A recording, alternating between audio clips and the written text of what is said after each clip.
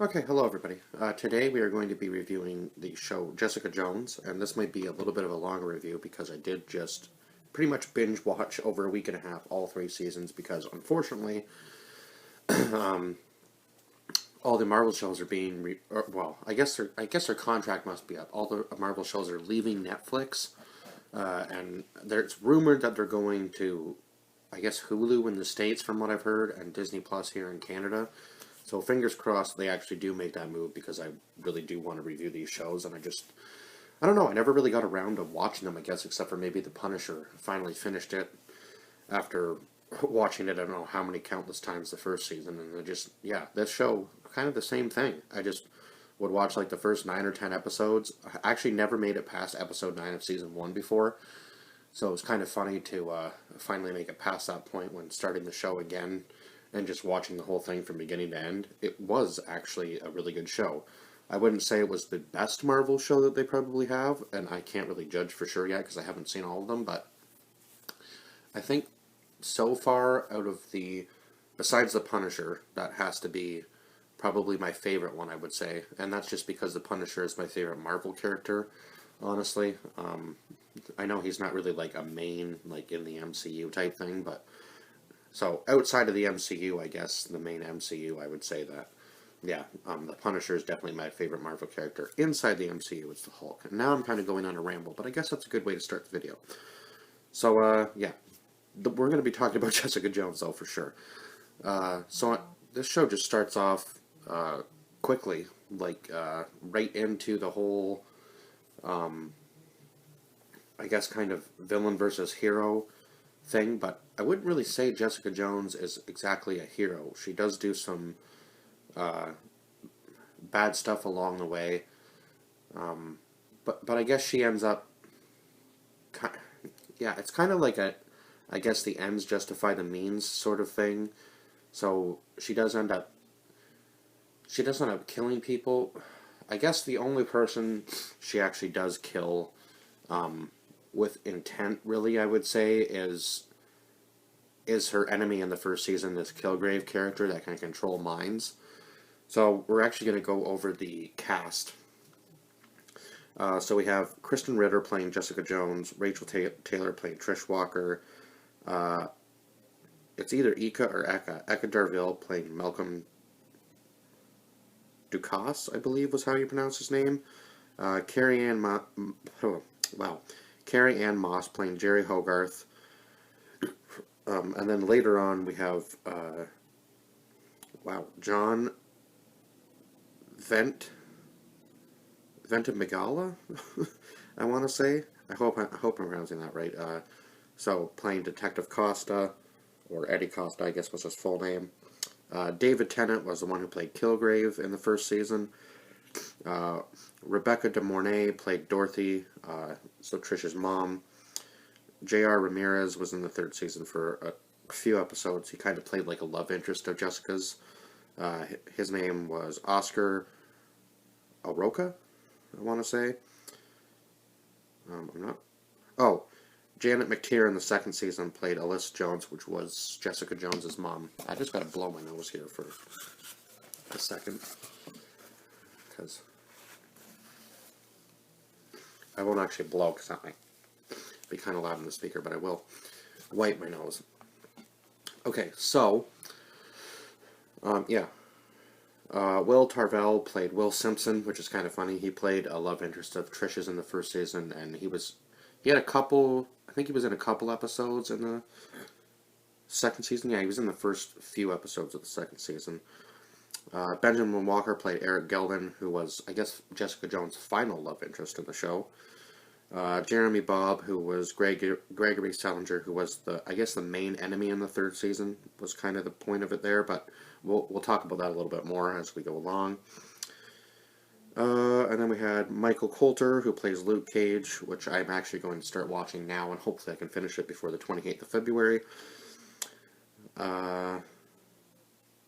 And I guess the rest of the characters were kind of just like secondary. We had Leah Gibson playing, I think that was who played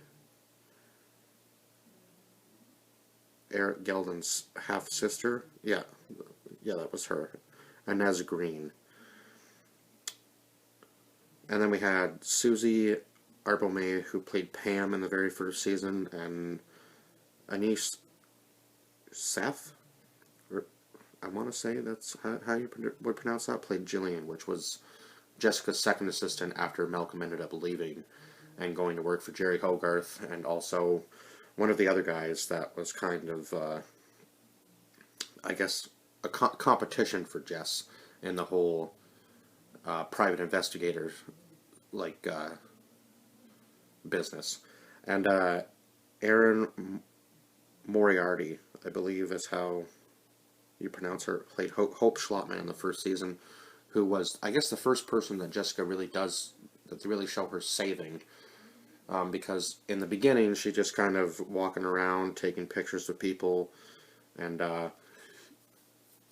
just kind of catching, I guess, like, your quote-unquote, like, bad guys, like cheaters and, like, kind of petty thieves and stuff like that. So, but we do realize that this Kilgrave character can control minds, and I guess he was able to control Jessica's at one point, but then he loses that power. Now, I wish they kind of had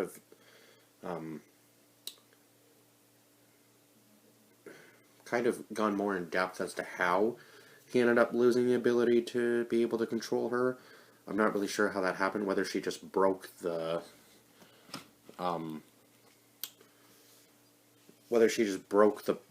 like bond by walking away from him after he had controlled her for so long, because she does end up killing Luke Cage's sister, and then she ends up actually hooking up with Luke Cage, and then finally having to tell him that it wasn't this bus driver, that it was actually her, and Luke Cage ends up, yeah, just walking away from the whole situation. And I don't think he ever returns after that until the very last episode of the show, actually. Because once the first season ends, yeah, I don't think we see any more appearances. I can't remember another appearance from Luke Cage after the first season, yeah. So, wow, that's crazy. And Trish ends up with, oh God, why? His name just totally, just out of my mind. Yeah. So Trish ends up with Simpson, and Simpson kind of starts going rogue after this Dr. Kozlov helps him in this, like, side project, I guess. Like, really top secret military stuff. And then we find out that this company, IGH, who actually, I guess, gave Jessica her powers after she was in this car accident, I guess also, we find out in the second season, was working on her mother, because her mother, we find out, isn't actually dead. So that's a pretty crazy turn of events, too, because it's just like, wow. So yeah, by the end of the season, Kilgrave is trying to restore his powers, I guess, and also go beyond the scope of what he's ever done before. So now he's able, it used to be a 12-hour control time, so you would basically have to meet with him within a 12-hour time frame, and then it becomes 24 hours, and then eventually it becomes 36, and as he becomes more powerful, he's able to control a larger group of people, and for a larger amount of time, so it makes it much more difficult for Jess to get anywhere near him. So at the end of the first season, she has to end up pretending that she's controlled in order to get him close enough to finally just kill him and end it, because otherwise I don't think, eventually I don't think there would have been any other way around that, unfortunately. So that was kind of one of those scenes where it's like, or one of the things in this show where if the ends justify the means, it just makes sense.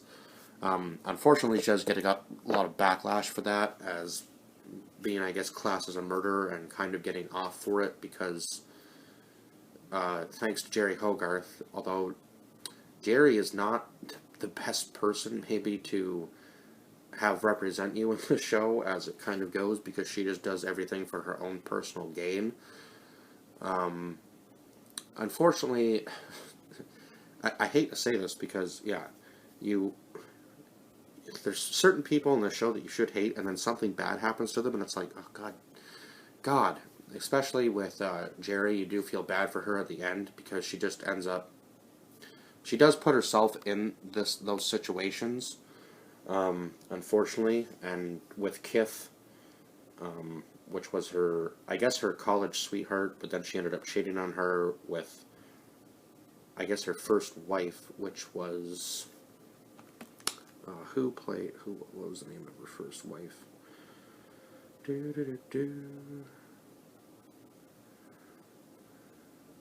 So her first wife was Wendy, and then, yeah, in the first season it shows her ending up with this Pam girl, but then that all goes to hell when Kilgrave ends up controlling them all, and Pam ends up killing Wendy. Wendy almost kills Hogarth. It's just a whole big mess at the end of the very first season before Kilgrave ends up dying, because he just always finds a way out somehow, regardless of what happens. But Hogarth ended up working with Kilgrave in order to get Wendy to sign these divorce papers. That's what she was going to do, and then Wendy ends up getting murdered by Pam. So then Pam doesn't want anything to do with Hogarth, so that's a whole thing. And then when Hogarth finds out she has ALS, she kind of just...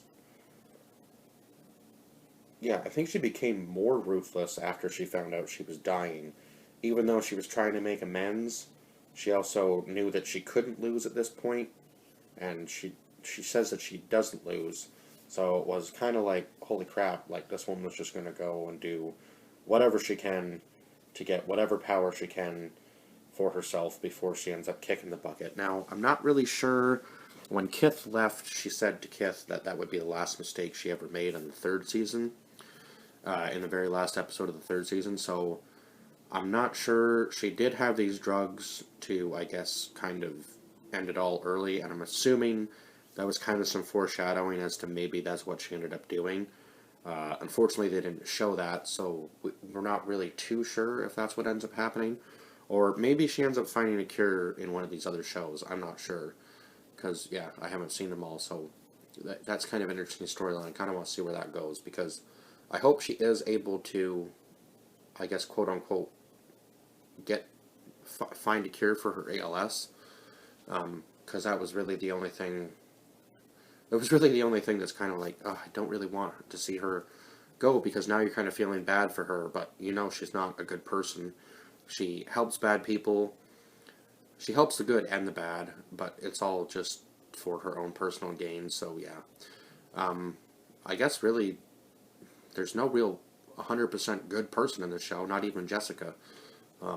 Unfortunately, even though she does end up doing the right thing at the end of the show, and unfortunately, it was probably one of the hardest things for her, because she does have to end up, it is her sister that she ends up having to take into prison, because her sister became the thing that she didn't want to become. She became the bad guy.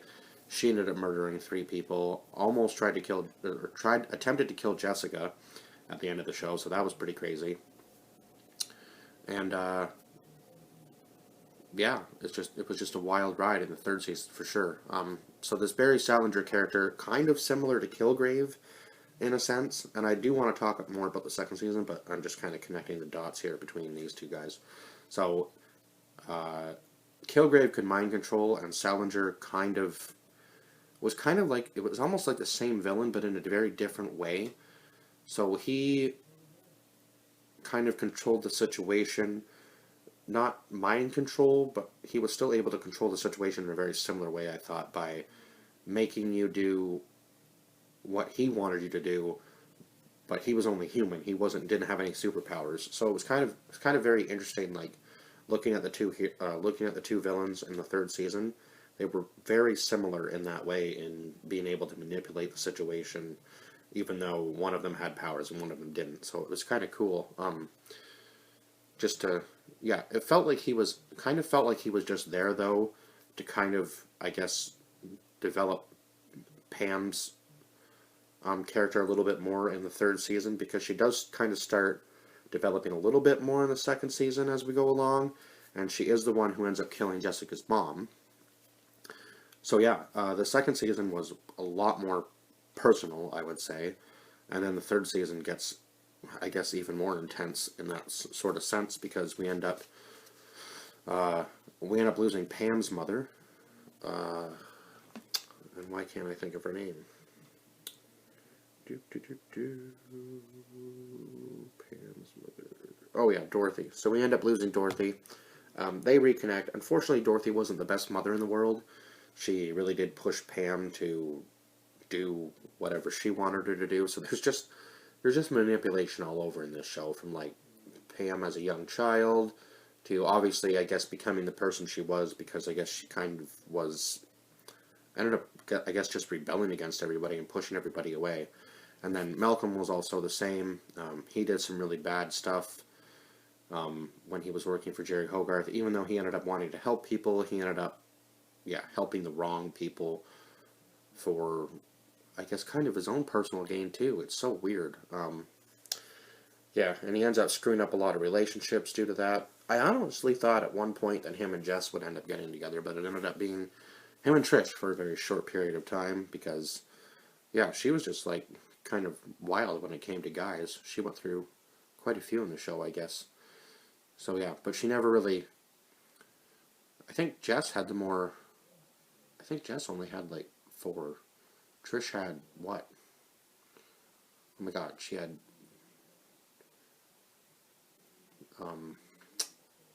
Simpson in the first season, then Malcolm. Then she slept with her trainer in one episode. Who else did she? There was quite a few people that Trish slept with. It seemed that almost every guy that she met, I think she slept with in the show. So she was a lot more sexually active than everybody else in the show. That's for sure. Yeah, I'm trying to think. I don't think there was a single person besides obviously her enemies, but yeah, I guess so. The ones that Jess slept with, she didn't sleep with. So other than that, yeah, I think Trish slept with every guy she met in the show. That's crazy to think about. I never really thought about that, but wow. But Jess did kind of make digs at her for that, about sleeping around. So there was kind of that comical banter, I guess, in the show. I just had that glass of Sprite beside me because I knew I was going to be probably talking for a while. So yeah, in the second season, it becomes way more personal, especially in Jess's storyline. Obviously, finding out that her mother was alive, and then finding out her mother is a mass murderer. And so I guess Trisha's story arc kind of goes in the same way. She kind of becomes Jessica's mother, but she also, I guess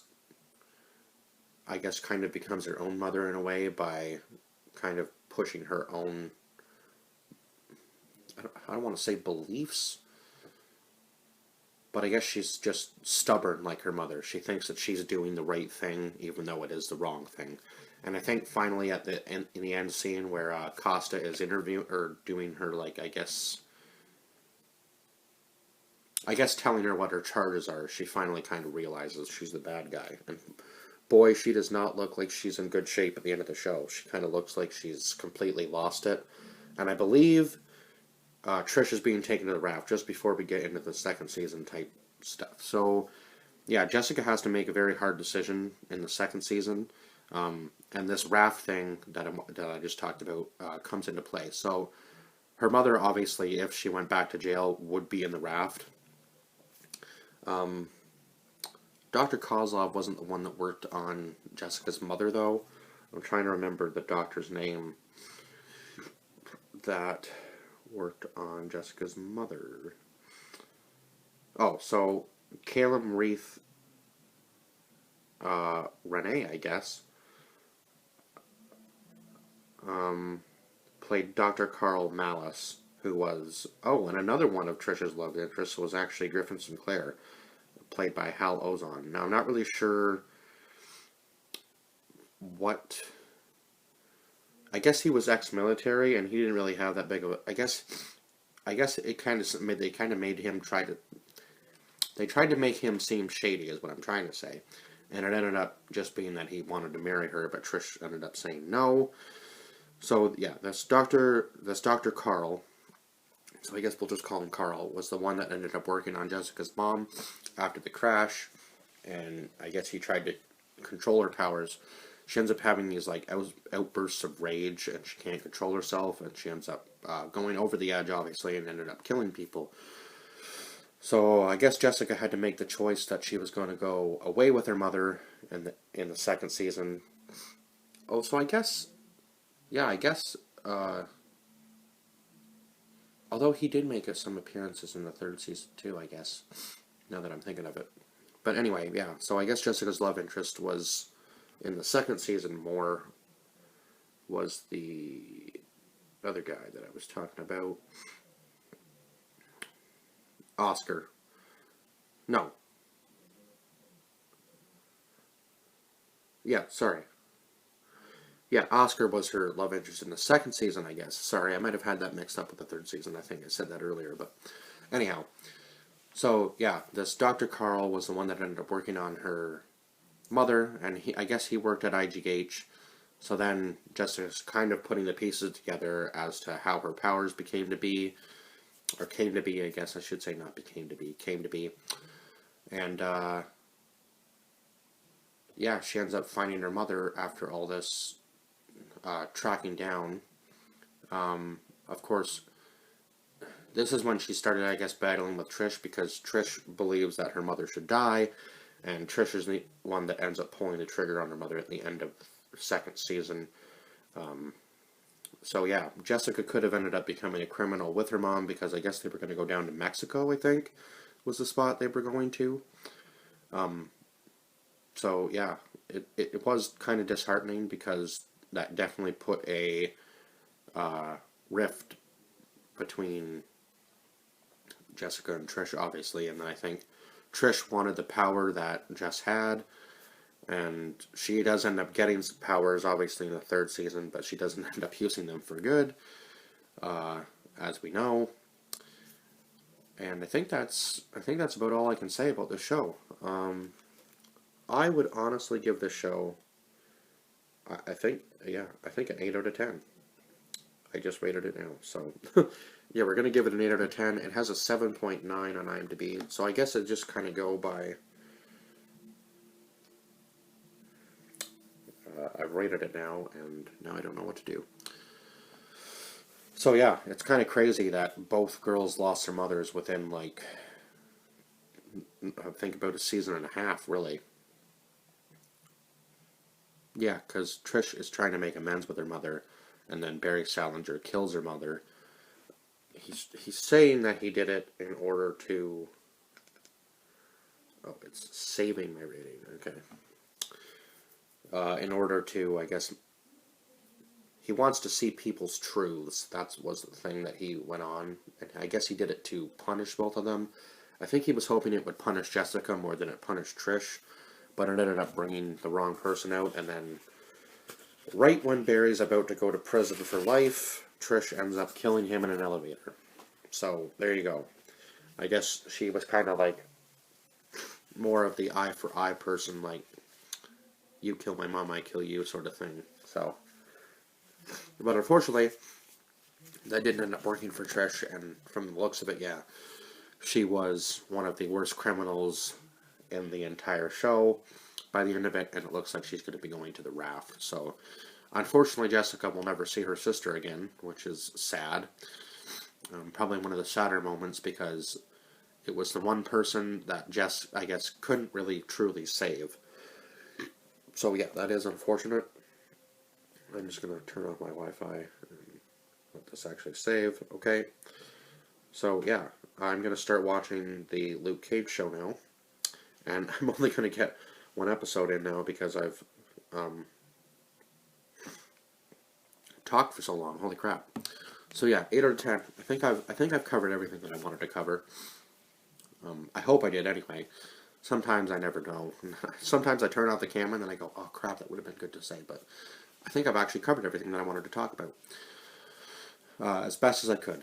So yeah, I will see you guys in the next review. Hopefully it's Luke Cage. Hopefully I can get that done, and I'm crossing my fingers that I can get this done in Marvel Defenders on the weekend, and then we'll go from there, because I think the next one will be the Iron Fist, and I'm really hoping that they do end up going to Disney Plus, so I can continue these shows, because these ones now I want to finish up now that I've started watching them, And I know there's a few movies on here that I want to watch before they leave. Some of them are leaving on the 28th as well, and some of them are leaving on March 1st. So it's just like, I have a lot to watch on Netflix and other platforms now. So yeah, I'm going to keep going with this. And I'm going to be bouncing back and forth between channels, but there'll be another video explaining more about that.